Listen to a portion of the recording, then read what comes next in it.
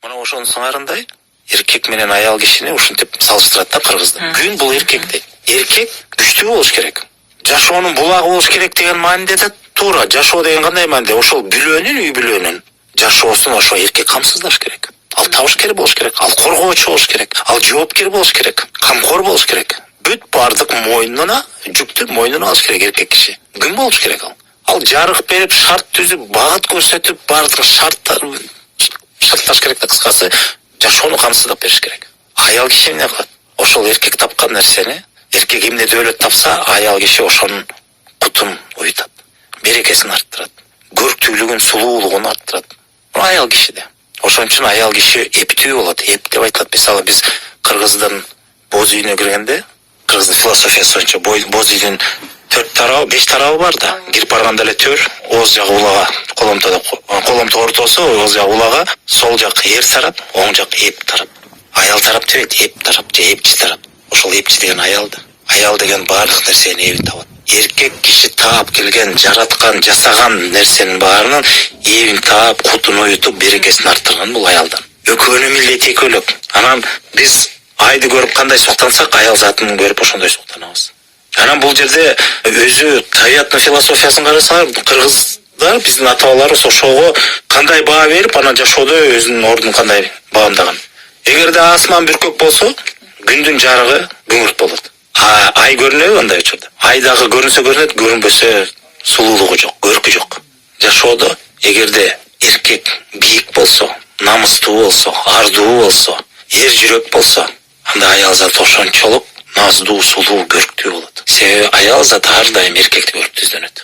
Аял эркек үчүн жашайт, эркек аял үчүн жашайт. Бири-бирин көрүп түздөнөт. Ал эми тескерисинче эркектер паст болсо, канчалык ушундай бир майда болсо, канчалык ушундай бир колунан эч нерсе келбеген мындай бир эркектик касиетин жоготкузо, анда аял ошончолук аялдык сыпаттан кетет. Керек болсо, аял ошол эркектин жүгүн көтөрө баштайт. Биз аны да көрбөдүкпү? Үй бүлөлөрүн багып, балдарын багып, үй бүлөсүнүн толугунун бүт жүгүн мойнуна алып алып, анан ошол аялдан биз кантип аялдык сулуулукту, наздуулукту көтөбүз. Аял өзү күчтүү болуп атса, эр болуп атса өзү. Көрдүңөрбү? Бул жерде ар бирөөнүн өзүнүн орду бар. Ар жерде өзүнүн баягы кыла турган иши, кызматы, милдети да бар дегенде. Анан дагы бир нерсе, мына мисалы биз азыркы учурда аял затын көп күнөөлөйбүз. Жеңил ойлуу аялдар чыкты, анан мындай жаш кыздарыбыз бузулуп атат, дегендей болуп атат деп. Эми көп эле сөз болуп атат. Ошонун баарын себепкери, аял затын бузулушунун себепкери эркектер өздөрү. Эркек өзү ошондой пластыкка барбаса, аял заты кантип барсын сойкул. Эркек барбаса, аял заты ким менен сойкул кылат? Өз логика таянгандачы. Ошон үчүн баардык нерсе ошол эркектен да башат. Жашоонун булагы деген сөз өзү ошол эркек. Дагы бир сөз бар го. Аял жакшы, эр жакшы, жакшы аял жаман эркекти жакшы кылат, жакшы эркекти хан кылат дегенчи. Бул жерде анда эркек аялга баш ийип, ошонун айтканын жасап, анан ошол деңгээлге жетиш керек болобу же кандай? Эркек аялга баш ийип эмес. Бул жерде аял жакшы, эр жакшы деген сөз. Бул жерде мисалы айтып атпайсызбы? Жанагы эркек кандай дөөлөт тапса да, кутун уюткан аял затын. Ошол жөнүндө сөз. Мисалы эркек табышкер, күч, ал баягы жаратманы ал таап келет. Бирок ошонун кайра берекесин арттырып, анын көрөнгөсүн байытып, кайра улап кетүү аялдын колу. Кээ бир учурда андай эмес. Кээ бир учурда эркек таап келет, тапкан нерсесин берекесин таппай каласың. Анда ал аял жаман демек. Анан кыргызда мындай сөз бар. Угуп эле жүрөсүңөр. Үйдүн куту аял деп коет, же аял үйдүн куту деп коет. Ошол сөз туурабы?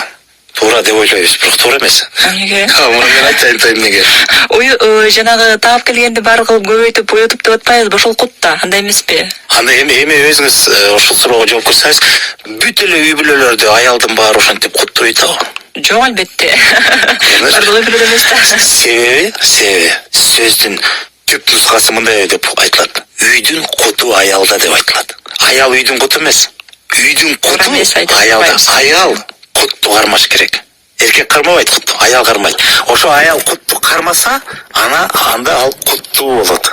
Анан ал үйдүн кутуна айланат. Эгер ошол кутту кармаса. Ошон үчүн мына көрдүңөрбү, сөздүн туура айтылышынан дагы биз көп нерсени өзгөртөбүз. Түпкүрүндө ошондой болгон. Үйдүн куту деген нерсе бар. Эркек таап келсе, ошонун баары үйгө келет. Үй деген өзү ошо үйлөт, чогулат деген сөз. Чогулган нерсе. Бирок ошонун кутун кармоо. Бул аялга таандык. Ошол кутун кармаса, анда ал куттуу аял болот. үйдүн кутуна айланат өзү. Эгер кут кармаса өзү кут болот да, өзү кут болот. Ошо кутун кармабаган аял канча? Маселе ошондо. Демек жанагы аял жакшы, эр жакшы деген ошол кутун кармап калган аял куттуу аялдар деп коелучу. Ошол эркектин дөөлөтүн арттырып атпайбы алар?